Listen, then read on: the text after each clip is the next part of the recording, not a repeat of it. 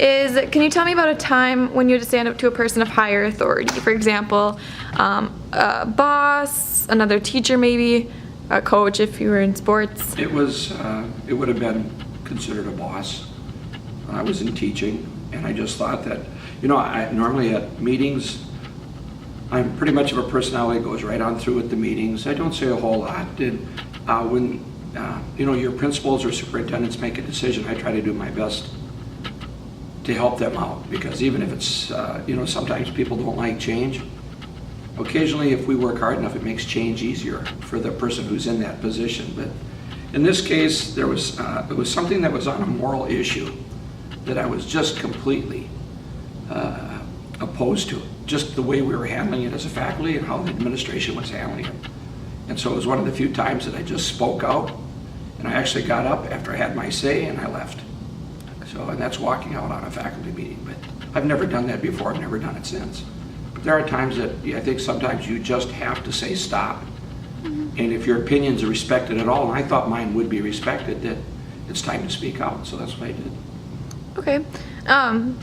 So after that meeting, did you ever decide to set up a meeting more with the administration, or was that kind of... No. Okay. Because it seems as though, and no offense, but it seems as though that once they decide on a policy to follow, I think in many cases what they hear is just a dissenter, but that my idea was to speak out. They knew how I felt, certainly when I got done, that I didn't think any other discussion was needed because I knew what they felt.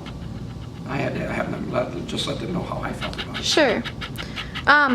Did they ever respond to your opinion? Did they approach you about it? Did something change? If you mean, they went ahead and literally did what it was they were intending to do, Okay. which I thought was not very fair in treatment of another professional. Sure. So it didn't have an impact, if that's what you're asking. Okay. Yeah. By speaking your opinion, voicing your opinion at the meeting, did it ever occur, was there any negative thoughts that... Were you ever worried about a negative repercussion of any kind, or? I don't think so. Okay. I mean, I've never felt like I've been at the mercy of my job.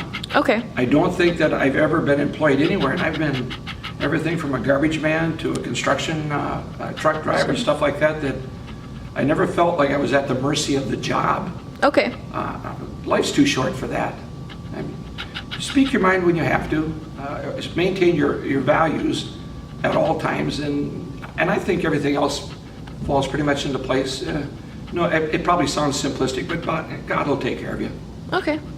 And then kind of just my last question is, my project is about being a courageous follower. And so my definition is, someone who stands up when they see is needed. They think it's needed. What would you say your definition would be? A courageous follower? Yep. Well, when you use the word follower on that, it would mean you already know that there is somebody that has got a different opinion on something other than the majority. And too often we're too secure with our own peer group that we won't change direction and maybe go with that leader. Sure.